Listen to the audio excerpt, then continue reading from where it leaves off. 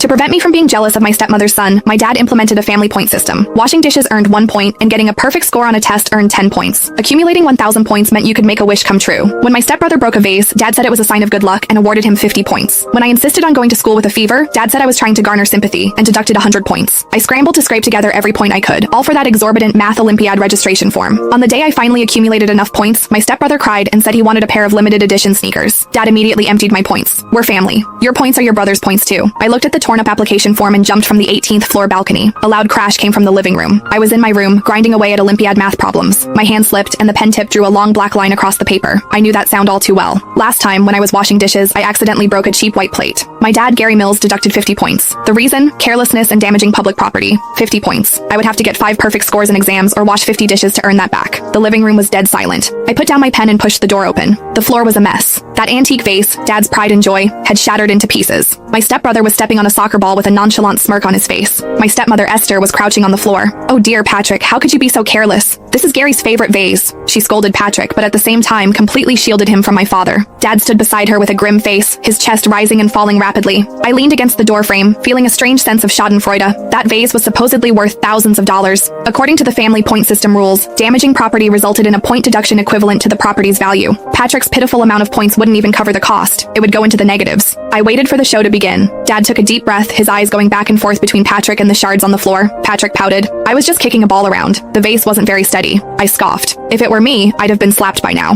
Dad glanced at Esther, who was already tearing up, as if they were a pitiful widow and a single child who were about to be bullied. Dad suddenly smiled. It's all right, it's all right. Dad waved his hand. There's an old saying, breaking a vase brings good luck. This will bring good luck to our family. I was stunned. Bring good luck? Last week when I broke a plate, he called me a good for nothing. Dad walked over to the large whiteboard on the wall. He picked up a whiteboard marker and wrote under Patrick's name. Patrick is energetic and brings life to the house. He broke a vase to bring good luck to our family. Plus 150 points. I couldn't stand it and rushed out of the room. Dad, the plate I broke only cost $5, yet you deducted 50 points from me. This vase is worth thousands, and you're giving him points? Dad turned around, the smile instantly disappearing from his face. How old are you, Myra? Why do you have to make things difficult for your younger brother? It's not making things difficult. It's about your rules. I pointed to the whiteboard. You said everyone would be treated equally in the family point system. I'm doing this for the sake of this family's harmony. Dad slammed the marker on the table. I'm Patrick's stepfather. If I'm too strict with Patrick, people will say I'm abusing him. I'm strict with you because I'm your father and I have high hopes for you. Don't you understand that? It was always this same excuse. To avoid suspicion, for the sake of his reputation, for optics, he treated his own daughter like dirt and his stepson like treasure. I can't accept it.